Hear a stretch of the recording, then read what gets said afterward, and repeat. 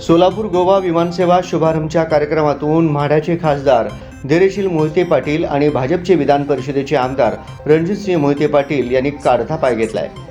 दोन्ही मोहिते पाटील बंधू अचानक निघून गेल्याने सोलापुरात चर्चेला उधाण आलंय।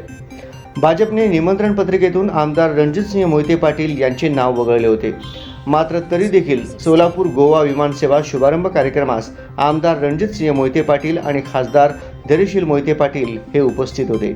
मात्र व्यासपीठावर येऊन बसल्यानंतर मुख्य कार्यक्रम सुरू होण्यापूर्वीच मोहिते पाटील बंधू मंचवरून निघून गेले आहेत। सोलापूर गोवा विमानसेवा लोकार्पण सोहळ्याच्या भाजपच्या कार्यक्रम पत्रिकेतून या अगोदरच आमदार रणजितसिंह मोहिते पाटील यांचं नाव वगळण्यात आले होते।